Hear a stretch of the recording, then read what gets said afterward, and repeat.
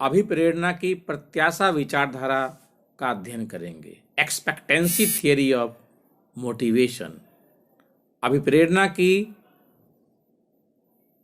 प्रत्याशा विचारधारा को प्रतिपादित करने का श्रेय विक्टर ब्रूम को जाता है।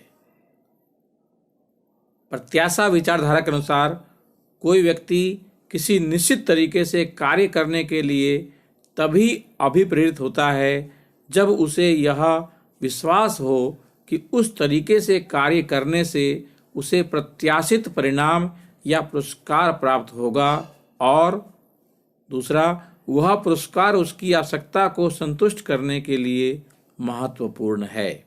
इस प्रकार किसी व्यक्ति द्वारा अर्थपूर्ण पुरस्कार प्राप्त करने के लिए उच्च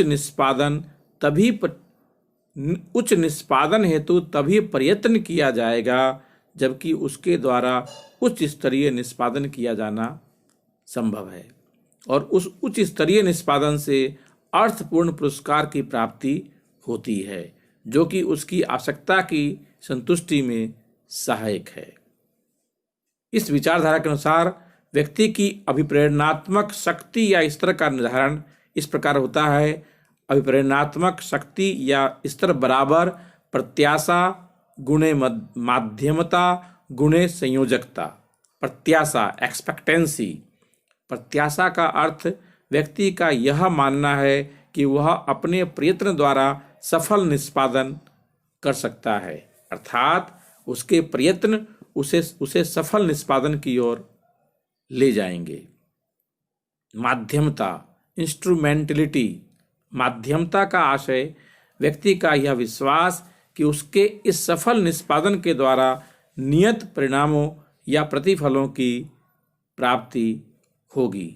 उसका यह विश्वास भी संभावना पर आधारित होता है। संयोजकता वैलेंस वैल्यू।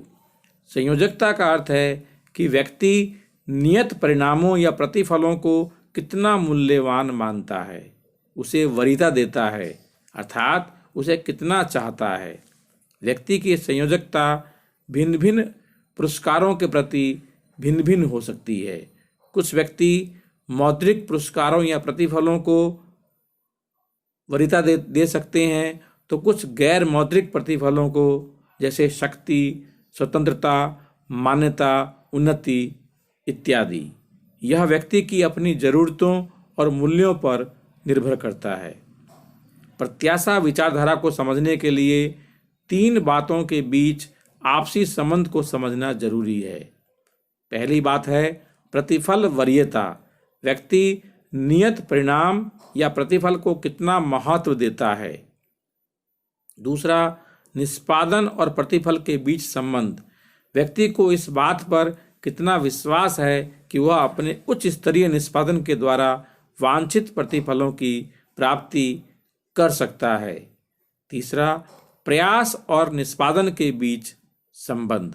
व्यक्ति को इस बात पर कितना विश्वास है कि उसमें उच्च स्तरीय निष्पादन करने की क्षमता है कि यदि वह प्रयत्न करे तो ऐसा कर सकता है।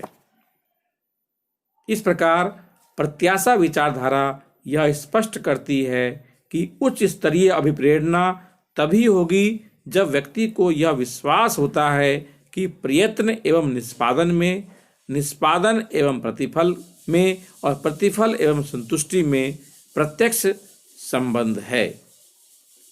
इस दृष्टि से प्रत्याशा विचारधारा प्रबंधकों को इस प्रकार से दिशा निर्देशित करती है।